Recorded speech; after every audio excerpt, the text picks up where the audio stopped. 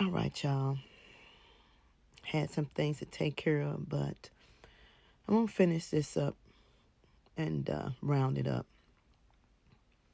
So, the series of Who the F Did I Marry? I'm asking why the F did you stay? So, the last one we talked about was the approval letter for the real estate agency, which hunting for a house didn't go so well, right? We know that. We saw the parts. Every excuse in the book came up. And here is what got me in one of the parts where he took her by his job and made the phone call to the building and told the lie of the reasons why he couldn't get in the building. Now, if you're an executive, please, let's be honest, you can get in the building at all times. There is no excuse because sometimes you leave things, you're on the security list in some buildings where you have access to get in the building. The part that got me the most was the phone calls to the brother, the phone calls to the friend, the sending the package off for the daughter. You don't know who the package was mailed to. And you don't go on speakerphone for some of the phone calls. You don't ask questions about where you work at before you got into living with this person, before you got into losing a baby with this person. Oh, let's back up about the engagement, right? So you just present a ring, you don't have nothing grandstand, and just say, "Will you marry me?" How disheartening is that? Very disheartening. The way things was done. If you in the car with somebody, modern technology, and your phone go to your car, the call can go to the car. You don't have to be on the phone when you're driving. When you're at home and talking to people, you usually put your phone on speaker because nobody like to keep their phone to their ear. And if you got, depending on what type of phone, you got an Android or you got an iPhone, all the time you don't have your AirPods in your ear, you don't have your earbuds in your ear. So for me, when you say who the F that you married, I'm asking you why the F that you stay, because we ignore all the warning signs. We ignore the alerts. We ignore the notification. And there was many through this 52-part series. It was many warning signs. You never met anybody. That's unheard of. You never heard him have conversation. That's unheard of. You go through multiple houses and he never want to provide proof of funds. That's unheard of. To be so nasty in a proposal and then you okay with accepting the proposal and then eventually you okay with marrying this person without even really knowing this person.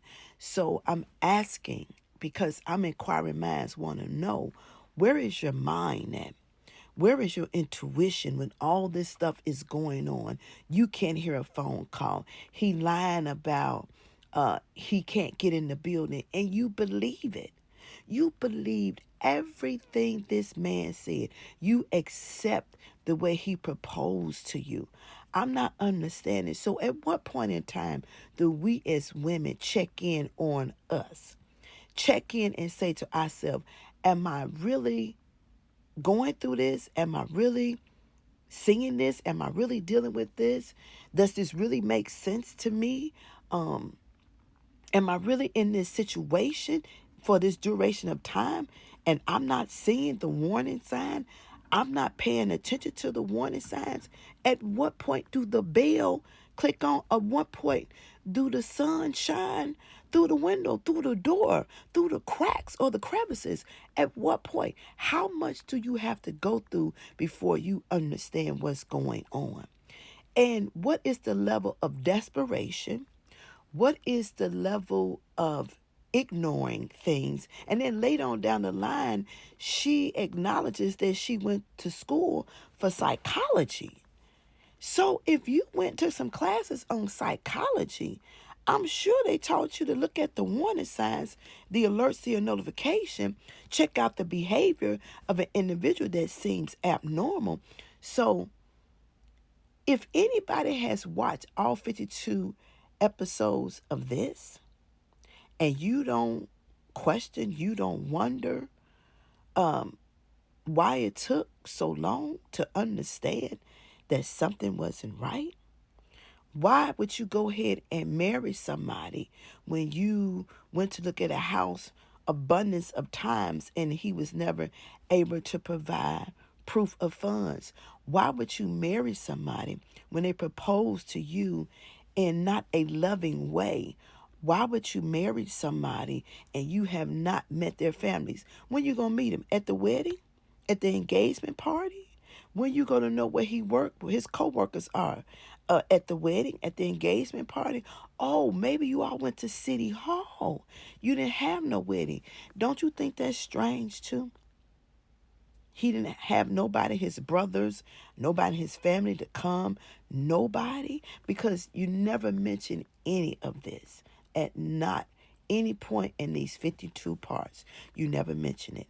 You're going off a conversation. You going off his words. You going off what he's telling you alone. And again, I've said 1,001 times, people can make their mouths say anything. Why do we believe what people say? And we don't see no action. We don't have no proof. We don't have nothing. Let me tell y'all something. Nowadays, you need to check for yourself. You need to go see the mama. You need to go talk to the ex-wife. You need to go visit the job. You need to do pop-ups. You just do. Because these kind of scenarios should not be. We should not be, as women, this long down the road before we find out somebody is not who they say they are. And then you also should ask yourself a question again.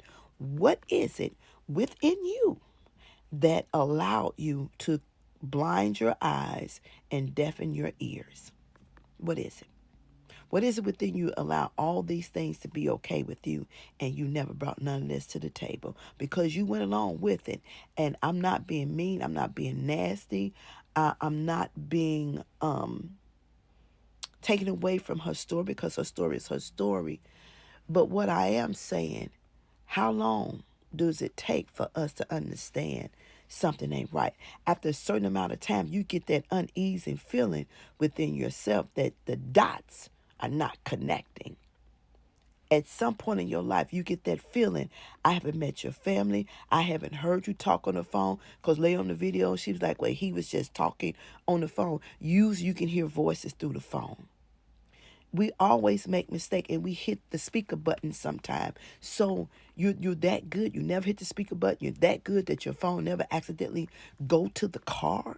You're that good that you never introduce nobody to your relatives. You're that good that you never got a chance to go to anybody's job. He knew all your information that was factual, and you knew none of his that was factual. So it makes me question your mentality, how you see things, how you look at things, how you observe things. And also make me question, truly, was it all a money thing? Did you get too comfortable in where you was and you wanted to coast the ride? Because in all 52, I never heard that you expressed how you was in love with this man. I never heard that you expressed how much this man was in love with you. I've heard all the materialistic things. I heard what he was doing for you, the tire, paying all the bills. He treated you like a queen. But then when y'all got married, things changed. Because in the baiting process, once you get what you want from that individual, once you have accomplished your task, once you have solidified your stance, there is no need for you to go the extra mile, right? You don't need to go the extra mile. But did you ever think about that? People just don't change just to change. They change for a reason.